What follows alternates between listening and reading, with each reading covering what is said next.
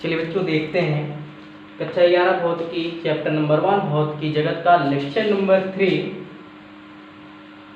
कल lecture number 2 में हम लोग पढ़े थे प्रकृति में मूल बल।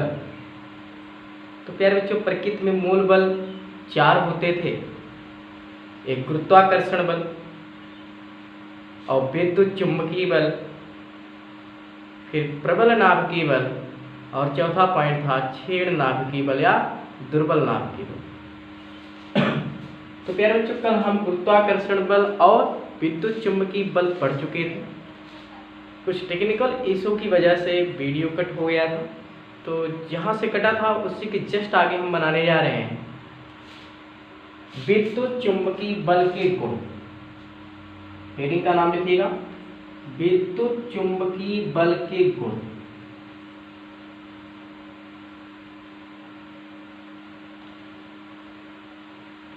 चलिए नंबर 1,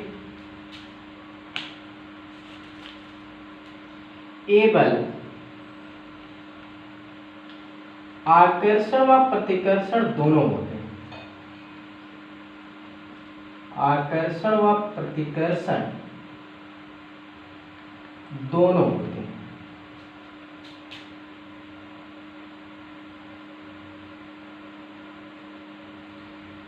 दूसरा पार्ट ए दीर्घ पारास बल है।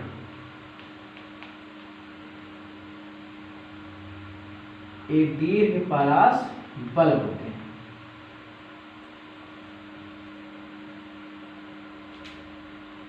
ए संरक्षी बल है। तीसरा पॉइंट ए संरक्षी बल। चौथा ए बल केंद्रीय बल होते हैं।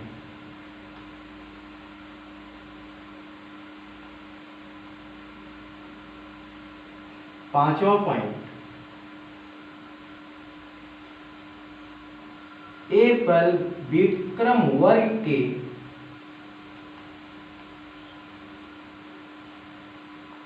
नियम का पालन करते हैं।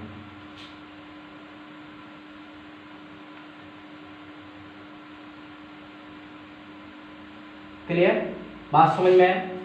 तो विद्युत चुंबकीय बल बताया गया था कि दो आवेशों के बीच लगने वाले आकर्षण व प्रतिकर्षण बल को विद्युत चुंबकीय बल कहा गया। वैज्ञानिक कूलाम ने बताया कि दो आवेशों के बीच लगने वाला वैद्युत बल दोनों आवेशों के गुणनफल के समानुपाती और उनके बीच की दूरी के वर्ग के व्युत्क्रमानुपाती दोनों को मिलाया गया था। मिला था यह समानुपाती Q1 Q2 अपान R स्क्वायर। इस प्रकार यह बराबर 1/4πε0 और Q1 Q2 अपान R स्क्वायर। क्लियर?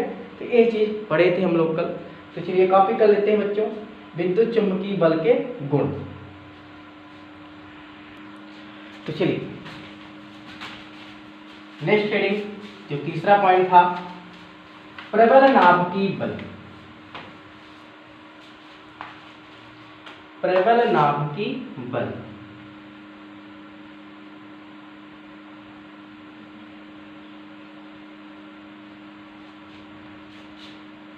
क्या पता बच्चों कि परमाणु के नाभिक में ध्यान देना परिभाषा, परमाणु के नाभिक में प्रोटॉन व न्यूट्रॉन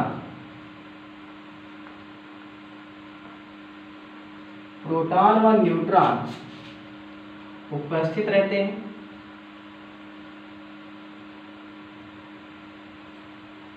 क्लियर?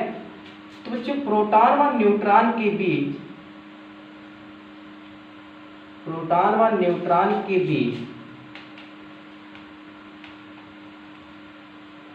लगने वाले बल को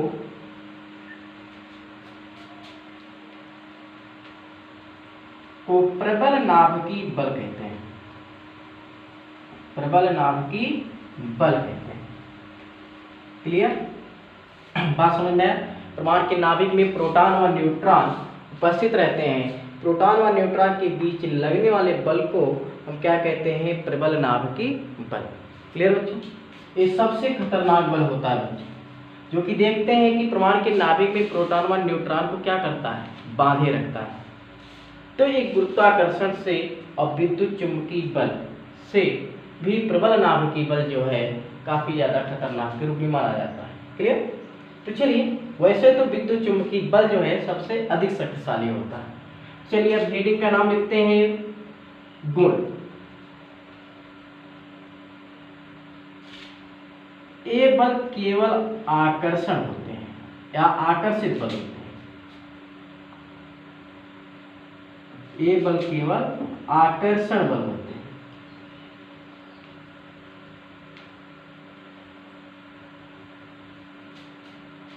पहला पॉइंट। दूसरा पॉइंट, यह अल्प परास बल होता है। यह अल्प परास बल होता है। क्लियर?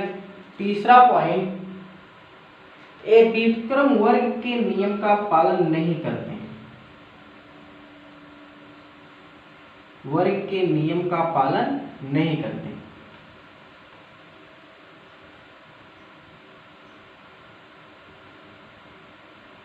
क्लियर बच्चों?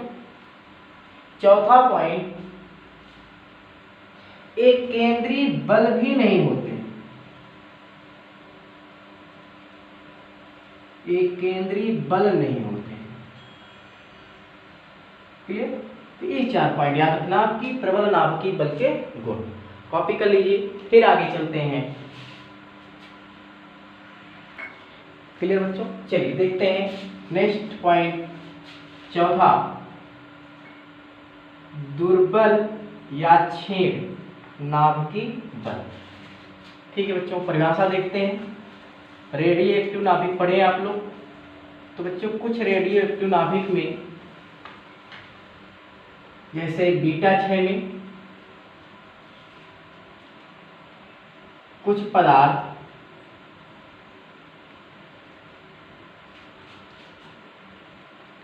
रेडियो एक्टिव नाभिक में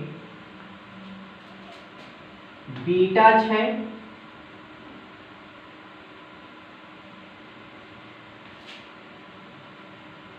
तथा मूल कणों के बीच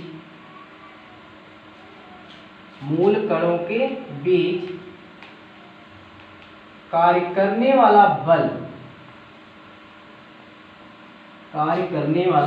बल दुर्बल नाभिकीय बल होता है।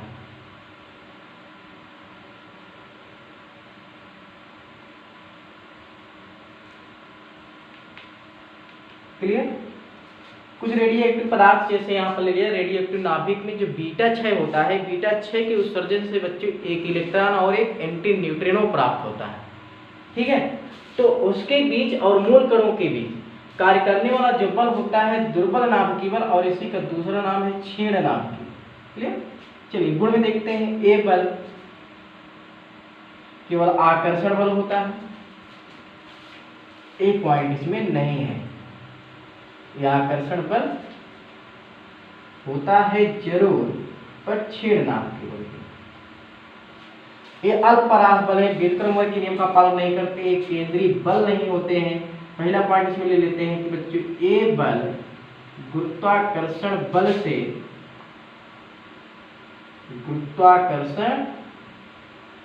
से ध्यान देना, ये बल गुरुत्वाकर्षण बल से प्रबल होते हैं।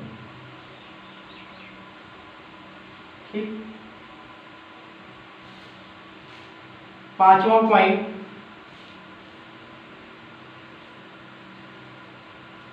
यह बल नाभिकीय आकार से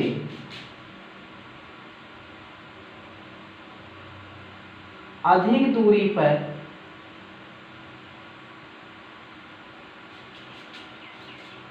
विलुप्त हो जाते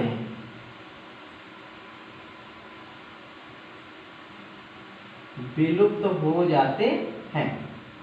क्लियर? तो याद रखना बच्चों, ये था प्रकृति में 4 प्रकार के मूल बल।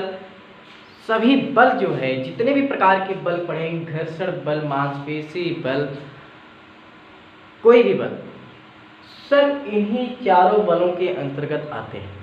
क्लियर?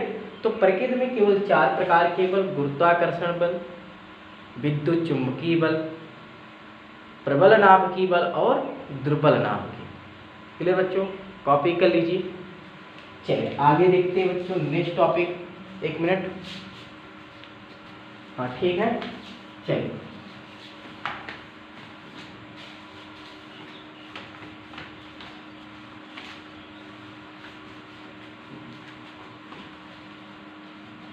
संरक्षण नियम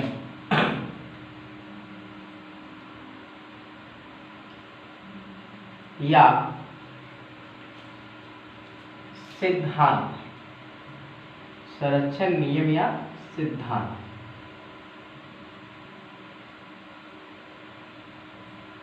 जैसे आप लोगों को पता है बच्चों, कुछ भौतिक राशियां होती हैं समय के साथ बदल जाती हैं और कुछ भौतिक राशियां होती हैं समय के साथ नहीं बदलती हैं, अर्थात नियत रहती हैं। जो भौतिक राशियां समय के साथ नियत रहती हैं उन नियत राशियों को संरक्षित या संरक्षण राशि कहते हैं। क्लियर? तो इसी चीज को हम लोग को पढ़ना है। चलिए देखते हैं परिभाषा। कुछ भौतिक राशियां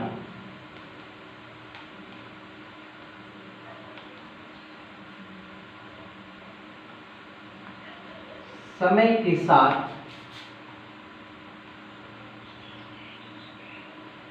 बदलती हैं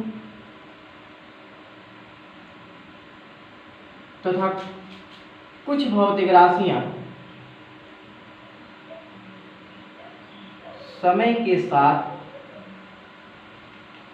नियत रहती है।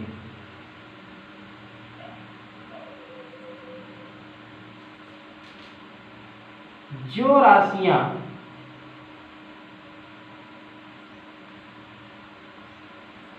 समय के साथ नियत रहती हैं, ऐसे लिखते हैं शॉर्टकट में, ज्यादा सही रहेगा। इस नियत राशि को संरक्षित राशि कहते हैं।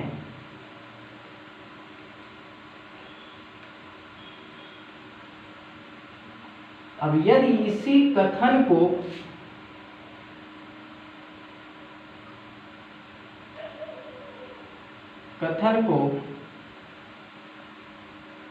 शर्त सहित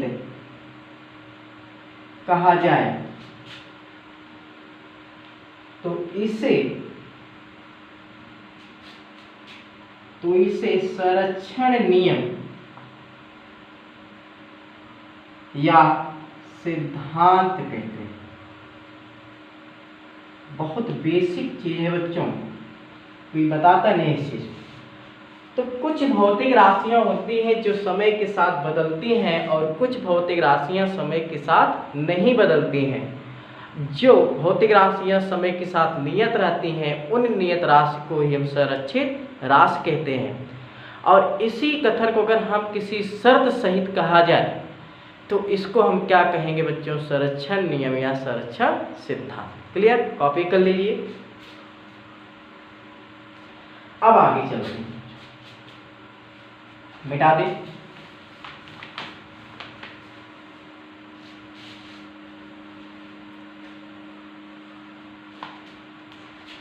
कुछ संरक्षण नियम इस प्रकार हैं। कुछ संरक्षण नियम इस प्रकार हैं। नंबर 1 ऊर्जा संरक्षण। सुने होंगे नाम कक्षा 9 में ही, ऊर्जा संरक्षण का नियम। दूसरा है आवेश संरक्षण का नियम।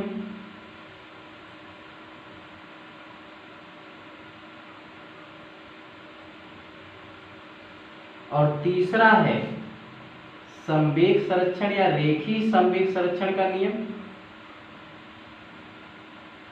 इनको पूरा नाम लिखेंगे बच्चों तो रेखीय संवेग संरक्षण का नियम। ऐसे रेखीय संवेग संरक्षण का नियम।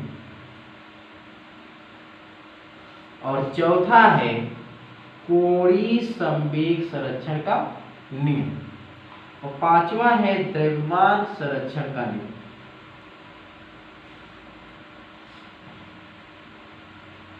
क्लियर? तो एक सबके बारे में इसके बारे में पढ़ने वाले, ये तो कक्षा 12 में पढ़ेंगे आप लोग। बाकी ऊर्जा संरक्षण का नियम 11 में पढ़ना है, इसको भी 11 में पढ़ना है, इसको भी 11 में पढ़ना है। क्लियर? बाकी इन सब के बारे में आप लोग कक्षा 9 में पढ़ चुके हैं। ठीक है, चलिए हेडिंग का नाम डालते हैं ऊर्जा संरक्षण का नियम।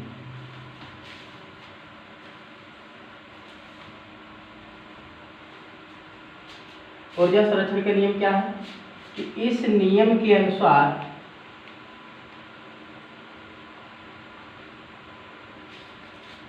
ऊर्जा ना तो उत्पन्न की जा सकती है, ऊर्जा ना तो उत्पन्न की जा सकती है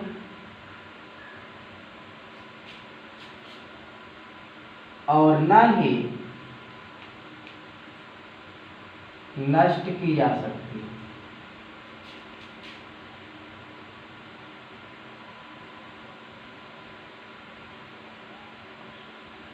इसे केवल एक रूप से दूसरे रूप में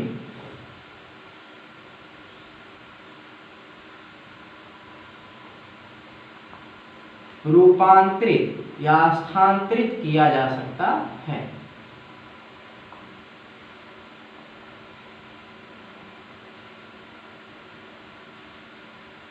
क्लियर बच्चों?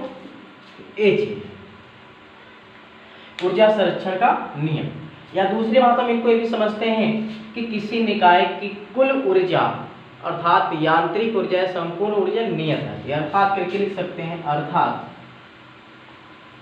किसी निकाय की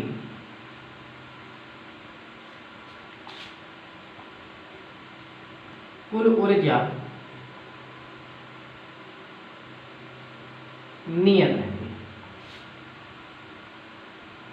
क्लियर बच्चों? समझ में आई बात? तो इस नियम के अनुसार ऊर्जा ना तो उत्पन्न की जा सकती है और न ही नष्ट की जा सकती है। इसे केवल एक रूप से दूसरे रूप में स्थानांतरित किया जा सकता है। अर्थात किसी निकाय की कुल ऊर्जा क्या होती है? नियत है। बात समझ में? चलिए दूसरा पॉइंट, आवेश संरक्षण का नियम। तो आवेश संरक्षण का नियम क्या है? सेम कहानी यही। इस नियम के अनुसार आवेश ना तो उत्पन्न की जा सकती और न ही नष्ट की जा सकती, इसे केवल एक रूप से दूसरे रूप में। अर्थात यहाँ पर किसी निकाय की कुल आवेश, निकाय का कुल आवेश नियत रहता है। बात समझ में? अर्थात प्रक्रिया के बाद यहाँ पर एक लाइन और लिख सकते हैं, अर्थात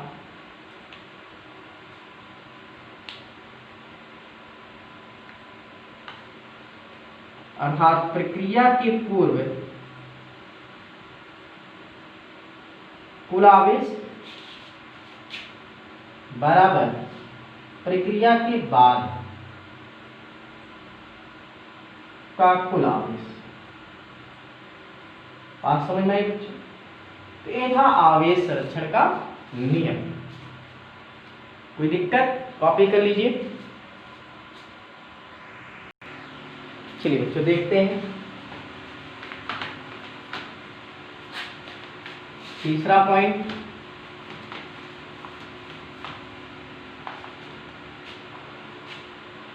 रेखीय संवेग संरक्षण का नियम। रेखीय संवेग संरक्षण का नियम क्या है बच्चों? यदि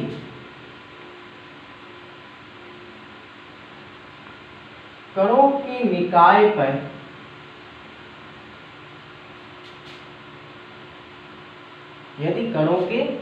पर कार्य करने वाला बल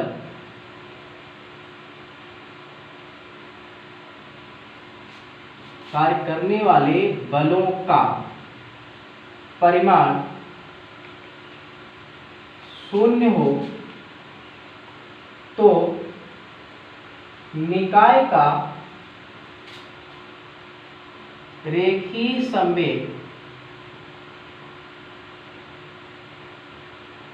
संरक्षित मतलब नियत रहता है।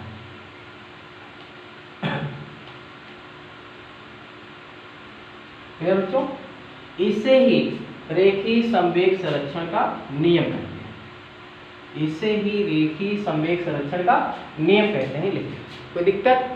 चलिए, चौथा पॉइंट, भाई रेखीय संवेग है तो कणों के निकाय पर कार्य करने वाला जो परिणामी बल है अगर उसका मान शून्य है तो कणों के निकाय का रेखीय संवेग संरक्षित रहेगा अर्थात नियत रहेगा, अर्थात प्रक्रिया के बाद का कुल संवेग और प्रक्रिया के पूर्व का कुल संवेग क्या होगी? बराबर होगी। ठीक है, सेम कहानी है ऐसी ही कोणीय संवेग संरक्षण करनी। यदि कणों के निकाय पर कार्य करने वाला बल नहीं केवल बच्चों यहाँ पर होगा बल आघूर्ण। क्या होगा? बल आघूर्ण का परिमाण शून्य हो तो निकाय का कोणीय संवेग संरक्षित रहता अर्थात नियत रहता, और इससे ही कोणीय संवेग संरक्षण का नियम है। याद करने का तरीका बच्चों, रेखीय संवेग में बलों का परिमाण शून्य होगा और जबकि कोणीय संवेग में बल आघूर्णों का परिमाण शून्य होगा। क्लियर? तो ये चीज याद रखना, दोनों पूछे जाते हैं कि कोणीय संवेग संरक्षण के नियम में क्या यहाँ पर नियत रहता है तो कोणीय संवेग, और क्या परिमाण यहाँ पर शून्य होता है तो कोणीय संवेग में बल आघूर्णों का परिमाण शून्य होता है और जबकि रेखीय संवेग में बल। चलिए लास्ट पॉइंट देखते हैं।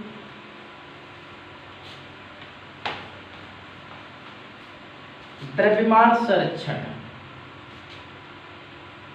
द्रव्यमान संरक्षण का नियम, जैसा कि पीछे वाले लेक्चर में हम लोग पढ़ चुके हैं, वैज्ञानिक आइंस्टीन ने बताया कि द्रव्य को ऊर्जा में और ऊर्जा को द्रव्य में परिवर्तित किया जा सकता है। तो सेम कहानी वही है कि इस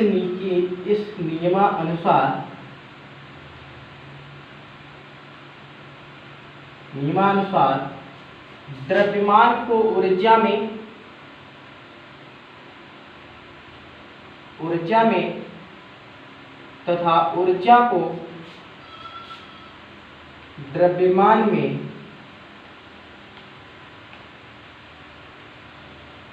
परिवर्तित किया जा सकता है। परिवर्तित किया जा सकता है।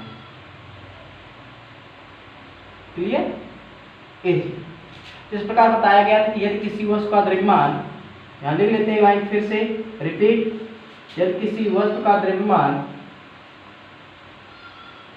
डेल्टा एम हो तब ऊर्जा डेल्टा ई बराबर डेल्टा एम गुणे सी स्क्वायर, जहां सी क्या है, जहां सी का मान 3 गुणे 10 की 8 मीटर पर सेकेंड, जो कि यहाँ पर निर्वात अथवा वायु में प्रकाश का वेग, निर्वात अथवा वायु में प्रकाश का वेग या प्रकाश की चाल।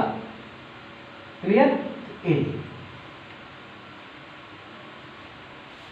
तो फिजिकल वर्ड भौतिकी जगत, इसी का आगे एक थोड़ा सा छोटा सा हेडिंग है, वो चीज़ किताब में भी मिल जाएगा आप लोगों को, तो पढ़ लेते हैं उसको भी, उसके बाद इसको ख़त्म किया जाए। ठीक है, कॉपी कर लीजिए। चलिए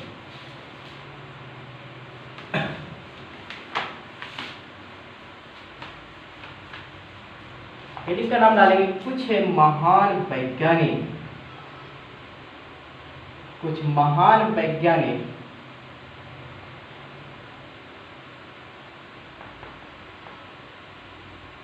तथा इनकी खोज। बच्चों एक 2 कॉलम बनाते हैं यहाँ पर लिखते हैं बच्चों वैज्ञानिक, और इसमें लिखते हैं यहाँ पर महान वैज्ञानिक, और यहाँ पर इनके लिखते हैं खोज। ठीक है, क्या खोज करना, तो समझ में आई बात? तो चलिए बच्चे लिखते हैं।